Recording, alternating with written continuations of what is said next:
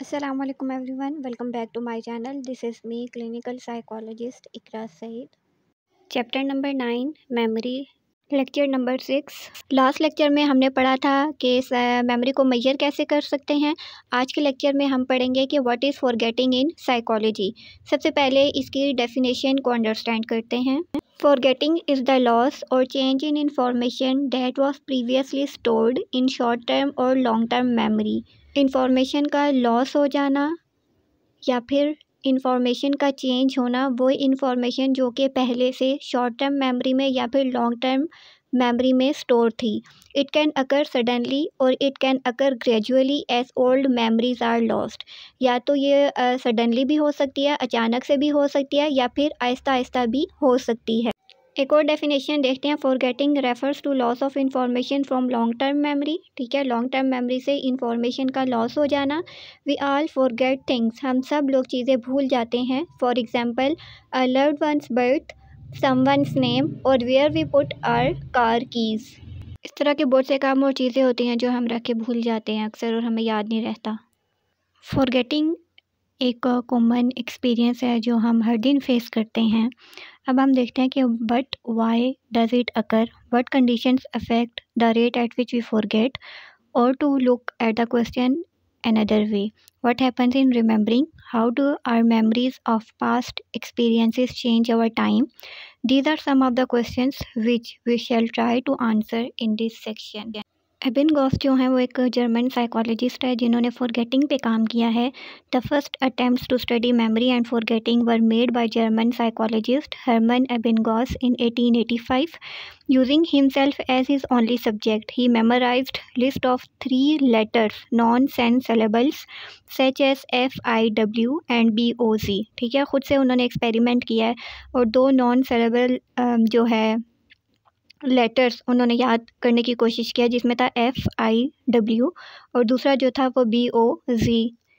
Bye measuring how easy it was to relearn a given list of words after varying period of time, he found that forgetting occurred systematically। ठीक है, उन्होंने कहा कि चीज़ों को relearn करना होता है और जो हम फॉरगेट करते हैं, चीज़ों को भूल जाते हैं, वो सिस्टमेटिकली होती है।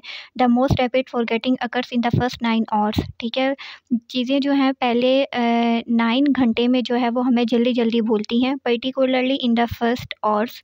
ठीक है, ज़्यादातर किसमें, फर्स्ट आवर में। आफ्टर 9 आवर्स, 9 घंटे के बाद, the rate of forgetting slows and declines little. जो भूलने का अमल है वो आहिस्ता हो जाता है और आहिस्ता आहिस्ता हम फिर चीज़ें भूलते हैं, even after the passage of many days. Ebbinghaus ने रिसर्च की है, उसके बारे में हम पढ़ते हैं। Ebbinghaus research left its impact on later researches as well. There is almost always a strong initial decline in memory followed by a more gradual drop over time. ठीक है, उसके कहने का मकसद क्या है कि टाइम के साथ साथ हम चीज़ों को भूलते हैं।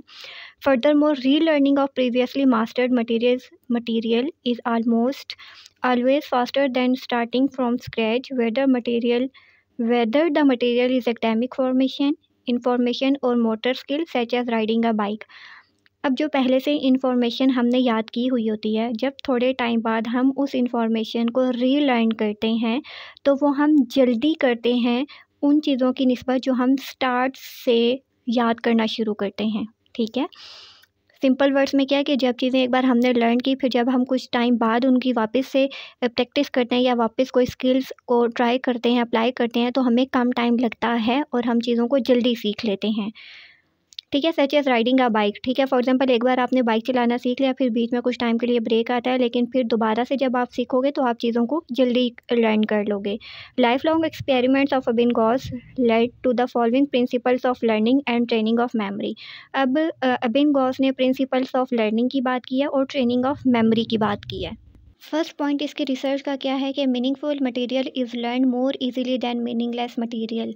वो मटेरियल जिसका एक मीनिंग होता है वो हम जल्दी याद कर लेते हैं उस चीज़ की निस्बत जो बिल्कुल मीनिंगलेस होता है, रैंडम होता है। ठीक है, जिस तरह हमने पहले भी एक एक्सपेरिमेंट की बात की थी, अगर आप लोगों को याद हो। एक्सपेरिमेंट हमने पढ़ा था जब हम शॉर्ट टर्म मेमोरी का पढ़ रहे थे टाइप्स ऑफ मेमोरी में। उसमें हमने एक मीनिंगफुलनेस की बात की थी और उसमें हमने कुछ लेटर्स की भी हमने डिस्कस किए थे जो रैंडम वर्ड्स थे। तो वो हमें याद करना मुश्किल हो रहा था, लेकिन जब उन्हीं वर्ड्स को हमने एक अरेंज कर लिया, एक सिस्टमैटिक वे में ऑर्गेनाइज़ कर लिया, तो वो वर्ड्स हमने ईज़िली याद कर लिए थे। तो कहने का मकसद क्या है कि वो कंटेंट जिसका एक मीनिंग होता है वो हम जल्दी याद कर लेते हैं बजाय इसके कि जिस कंटेंट का कोई मीनिंग ना हो। Next point is distributed practice is more effective than massed practice. For example exam की रात सिर्फ बैठ के पढ़ने से बेहतर है कि आप डिस्ट्रीब्यूट करें अपने टॉपिक्स को और डेली बेसिस पे आप पढ़ाई करें। उस चीज़ को हम डिस्ट्रीब्यूटेड प्रैक्टिस कहते हैं और इस तरह की जो प्रैक्टिस होती है वो ज़्यादा इफ़ेक्टिव होती है उस प्रैक्टिस की निस्बत कि आप एग्ज़ाम वाली रात ही सिर्फ बैठकर पढ़ें और आपका कोई कॉन्सेप्ट क्लियर ना हो और आप बर्डनाइज़ हो जाएँ। पॉइंट नंबर 4 इज़, हमने बीच में से आई थिंक एक पॉइंट छोड़ दिया है और वो पॉइंट था कि whole learning is usually better than part learning. ठीक है, कि एज़ अ होल चीज़ों को जो हम पढ़ते हैं, अंडरस्टैंड करते हैं, वो बेटर होता है देन पार्ट लर्निंग की बजाय। कोई भी टॉपिक है उसको आप पार्ट्स में बेशक डिवाइड करें, लेकिन उससे पहले आपको ओवरऑल या होल कॉन्सेप्ट पता होना चाहिए। उसके बाद फर्दर आप उसको डिवाइड करके डिफरेंट स्टेजेस में डिवाइड करके उसको इजीली याद कर सकते हैं। Reciting material several times durably fixes it in memory. किसी भी चीज़ को अगर आप बार बार रिवाइज़ करते हैं, बार बार याद करते हैं, तो वो ज़्यादा टाइम के लिए आपकी मेमोरी में रहेगा। Repetition with reinforcement doesn't automatically teach us associations, we must actively participate in the learning process. ठीक है, ज़रूरी नहीं है कि हमें हमेशा रीइंफोर्स करें तभी हम चीज़ों को सीखें और एसोसिएशन बनाएं, बल्कि हमें लर्निंग प्रोसेस में पार्टिसिपेट भी करना चाहिए, तभी हम चीज़ों को ज़्यादा अच्छे से याद कर सकते हैं। पॉइंट 6 है, learning is quicker when the right response is reinforced with the reward than when the wrong person is followed by punishment. ठीक है, जो राइट आंसर है उसके लिए आप रीइंफोर्स करेंगे तो इंडिविजुअल जो है वो जल्दी चीज़ें याद करेगा। किसी भी बच्चे को जब वो अच्छा काम करे आप उसको रिवॉर्ड देंगे तो वो चीज़ें ज़्यादा जल्दी सीखेगा। Point number 7, punishment has the effect of preventing a child from responding and thus destroying the possibility of learning. Punishment का जो है वो इफ़ेक्ट होता है बच्चे पे। जब आप बच्चे को पनिशमेंट करेंगे तो फिर वो रिस्पॉन्स नहीं करेगा, इस डर से कि अगर उसने फिर गलत बताया तो फिर से उसको पनिशमेंट दी जाएगी और इस तरह से पॉसिबिलिटी ऑफ लर्निंग जो है वो डिस्टर्ब हो जाएगी, डिस्ट्रॉय हो जाएगी। Point 8 is association and rhythm did the aid the memory process. ठीक है, जितना चीज़ों को हम एसोसिएट करके सीखेंगे, रिदम से पढ़ेंगे, उतना ही हमारी मेमोरी में अच्छे से वो रहेगा। Review is important soon after learning and again from time to time. जैसे ही आप कोई चीज़ पढ़ लें तो उसके बाद उसको रिव्यू करें और टाइम टू टाइम जो है उसको आप रिवाइज़ करते रहें ताकि वो आपको भूले ना। Number 10, mentally picturing the performance of task और conceptualisation plays an important role in motor skill. ठीक है, कंसेप्चुअलाइज़ कर लें, कंसेप्ट उसका क्लियर करें या फिर मेंटल पिक्चर बना लें कि कोई भी इवेंट हो रहा है, कोई भी सिचुएशन हो रही है और वैसे ही उसको आप जो है अपने माइंड में उसकी पिक्चर बनाते जाएँ तो वो भी आपको ईज़िली याद रहेगा। Point 11, a special form of guidance in learning which both teaches new material and gives the student a continuing opportunity to check his learning is very important।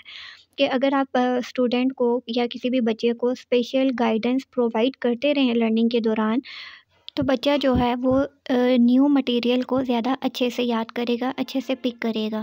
Now we are going to talk about theories of forgetting. First one is decay theory, second is interference, and the third one is motivational forgetting. Decay theory, efforts at understanding why we forget have produced two major explanations. One theory explains forgetting in terms of process called decay or the loss of information through its no use. ठीक है, जब information को हम use नहीं करते, वो हमारे mind में पड़ी रहती है तो विद टाइम इन्फॉर्मेशन डिके हो जाती है, ख़त्म होना शुरू हो जाती है या फिर हम आहिस्ता आहिस्ता उस इन्फॉर्मेशन को भूल जाते हैं। The theory assumes that when new material is learned, a memory trace and actual physical change in the brain occurs. जब हम न्यू चीज़ें लर्न करते हैं, न्यू मटेरियल को सीखते हैं, तो वो हमारे माइंड में भी फिज़िकल चेंज करता है। In decay, the trace simply fades away with nothing left behind because of the mere passage of time. तो सिंपल वर्ड में टाइम के साथ साथ जब हम चीज़ों को रिवाइज करना छोड़ देते हैं तो चीज़ें या मेमोरी आहिस्ता आहिस्ता फेड होना शुरू हो जाती हैं, ख़त्म होना शुरू हो जाती हैं, हम उनको आहिस्ता आहिस्ता भूल जाते हैं। अब ग्राफ इसका कुछ इस तरह से बनेगा कि दिन गुजरने के साथ साथ और टाइम के साथ साथ हमारी मेमोरी में जो चीज़ें हैं वो हम आहिस्ता आहिस्ता भूलना स्टार्ट हो जाते हैं अगर हम उनको रिवाइज नहीं करते, उनका रिहर्सल नहीं करते। There is often no relationship between how long ago a person was exposed to information and how well it is recalled. If decay explained all forgetting, we would expect that the longer the time between the initial learning and its recall, the harder it would be to remember since there would be more time for the memory trace to decay. ठीक है, मतलब जो initial में या start में हमने first time जो चीज़ learn की और उसके बाद हमने जितने टाइम बाद उसको रिकॉल किया, तो जितना ज़्यादा ड्यूरेशन होगा इन दोनों के दरमियान में, उतना ही ज़्यादा टाइम हमारी मेमोरीज़ को मिलता है कि उनके ट्रेस जो हैं वो आहिस्ता आहिस्ता डिके हो जाते हैं, ख़त्म हो जाते हैं। एक और फॉर्म है या थ्योरी है जिसको इंटरफेरेंस कहा जाता है। Since decay is not able to fully account for forgetting, memory specialists have proposed an additional mechanism called interference. In interference, information in memory displaces or blocks out other information, preventing its recall. हमारी information में जो memory होती है वो displace कर देती है, replace कर देती है या फिर दूसरी इंफॉर्मेशन को ब्लॉक आउट कर देती है, प्रिवेंटिंग इट्स रिकॉल, और इस वजह से हम इंफॉर्मेशन को रिकॉल नहीं कर सकते। For example, after changing your mobile phone number, you have a difficult time remembering the new number. जब आप अपना मोबाइल नंबर चेंज करते हैं तो फिर न्यू मोबाइल नंबर आपको याद करने में डिफ़िकल्ट होता है। So you keep accidentally giving people your old number, और इस वजह से आप लोगों को अपना पुराना नंबर ही दे देते हो। The memory of your old number interferes with your ability to recall your new number. जो ओल्ड नंबर की मेमोरी होती है वो इंटरफेयर करती है आपके नए नंबर को रिकॉल करने की एबिलिटी से। There are two sorts of interference that influence forgetting. First one is proactive and the second one is retroactive. In proactive interference, information learned earlier interferes with recall of new material. कि पहले से जो information हमने याद की होती है वो new material के recall से interfere करती है। Suppose a student of foreign languages first learned French and after some time took Spanish. ठीक है, एक फॉरेनर लैंग्वेज का स्टूडेंट है, वो सबसे पहले फ्रेंच लर्न करता है, फ्रेंच लैंग्वेज लर्न करता है और उसके कुछ टाइम बाद वो स्पेनिश को लर्न करता है। At the time of achievement test in Spanish he faces difficulty recalling the Spanish translation of a word because all he thinks of is its French equivalent. Another example of proactive interference in everyday life would be a difficulty in remembering a friend's new phone number after having previously learned the old number. ठीक है, जब friend का आप पुराना number याद कर लेते हैं और वो नंबर चेंज करती है तो फिर न्यू नंबर याद करने में आपको डिफ़िकल्टी होती है। इसको हम प्रोएक्टिव इंटरफेरेंस कहते हैं। थोड़ा सा और इसको ईजी करते हैं प्रोएक्टिव इंटरफेरेंस को। Pro means forward, occurs when you cannot learn a new task because of an old task that had been learned. ठीक है, आप पुराने टास्क की वजह से न्यू टास्क को लर्न नहीं कर पाते। When what we already know interferes with what we are currently learning, कि जो चीज़ें हमने पहले से याद की होती हैं या जो इन्फॉर्मेशन हमें पहले से होती है वो इन्फॉर्मेशन हमारी न्यू लर्निंग से या जो हम न्यू लर्न कर रहे होते हैं उससे इंटरफेयर करती है, मुदाखलत करती है, उसको डिस्टर्ब करती है। ठीक है, तो सिंपल वर्ड में क्या है, जो इन्फॉर्मेशन हमने पहले से याद की होती है वो न्यू लर्निंग से इंटरफेयर करती है। Next one is retroactive interference. Retro mean backward. Occurs when you forget a previously learned task due to the learning of new task. ठीक है, न्यू टास्क की लर्निंग की वजह से आप जो पुराना टास्क आपने पहले से लर्न किया होता है वो आप भूल जाते हैं। In other words, later learning interferes with early learning. ठीक है, यानी जो चीज़ें हमने बाद में सीखी होती हैं वो पहले वाली सीखी हुई चीज़ों से इंटरफेयर करती हैं। Where new memories disturb old memories. ठीक है, रेट्रोएक्टिव में न्यू मेमोरीज जो हैं वो ओल्ड मेमोरीज को डिस्टर्ब करती हैं, जबकि प्रोएक्टिव में क्या था कि पहले से सीखी हुई चीज़ें न्यू सीखी हुई चीज़ों को डिस्टर्ब करती हैं। Third theory is motivational forgetting. Emotional factors also play a role in the retrieval failure underlying forgetting.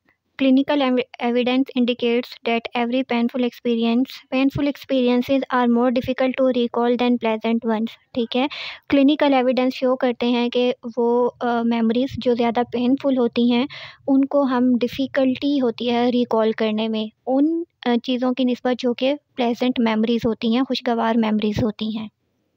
People do of course remember many unpleasant experiences. लोग अक्सर जो है ऑफ कोर्स याद रखते हैं unpleasant experiences, but when a particular memory threatens the individual self esteem it may be pushed out of consciousness, a process called repression.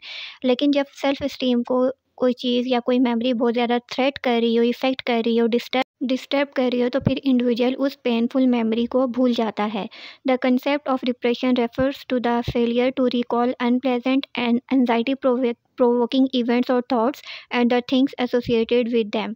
ठीक है, तो रिप्रेशन में क्या होता है कि अनप्लेजेंट इवेंट्स होते हैं या फिर वो चीज़ें जो एंजाइटी क्रिएट कर रही होती हैं, हमें डिस्टर्ब करती हैं, या फिर उनसे रिलेटेड जो चीज़ें एसोसिएट करती हैं, उनसे लिंक कर रही होती हैं, इंडिविजुअल उन चीज़ों को रिप्रेस्ड करता है। अक्सर लोग कहते हैं ना कि यार मैं उस मेमोरी को याद भी नहीं करना चाहता, तो वो इंडिविजुअल के कॉन्शियस लेवल से आउट हो जाती हैं, जिसको हम रिप्रेशन कहते हैं। और डिप्रेशन में जो है ना वो चीज़ें अनकॉन्शियस में चली जाती हैं और इंडिविजुअल जो है वो नेगेटिव इम्पल्सिस के बारे में अवेयर नहीं होता। हमारी मेमोरीज जो हैं वो अनकॉन्शियसली ऑटोमेटिकली हमारी अवेयरनेस में से चली जाती हैं। फॉर एग्ज़ाम्पल किसी बच्चे के साथ अगर चाइल्डहुड में कोई अब्यूज़ हुआ है, कोई ट्रॉमा हुआ है, तो वो उसको रिप्रेस करेगा ताकि वो उसको फर्दर लेटर ऑन डिस्टर्ब ना करें। और हो सकता है कि वही बच्चा जो है वो बड़े होकर रिलेशनशिप अच्छे से बिल्ड ना कर पाए ड्यू टू अब्यूज़। समराइज़ करें तो सबसे पहले हमने फॉरगेटिंग का पढ़ा कि इन्फॉर्मेशन हमारी लॉन्ग टर्म मेमोरी से लॉस हो जाती है। उसके बाद एबिन गॉस ने इस पे वर्क किया फॉरगेटिंग पे, जिसमें उसने बताया कि मीनिंगफुल मटेरियल को हम अच्छा याद कर सकते हैं, होल लर्निंग बेटर होती है, चीज़ों को रिवाइज़ करते रहें तो वो हम अच्छे से याद रख सकते हैं। और इस तरह ये हमारे पास कोई 10-11 पॉइंट्स थे। उसके बाद हमने थेरीज़ ऑफ फॉरगेटिंग पढ़ी, जिसमें फर्स्ट वन थी डीके थेरी, सेकंड हमारे पास इंटरफेरेंस थी जिसमें हमने प्रोएक्टिव एंड रेट्रोएक्टिव इंटरफेरेंस पढ़ा, और थर्ड हमारे पास मोटिवेशनल फॉरगेटिंग था। तो आज का लेक्चर यहाँ पे एंड होता है। कोई सवाल हो तो कमेंट्स में पूछ सकते हैं। नेक्स्ट वीडियो में मिलते हैं। अपना ख्याल रखिएगा, मुझे दुआ में याद रखिएगा। अल्लाह हाफ़िज़।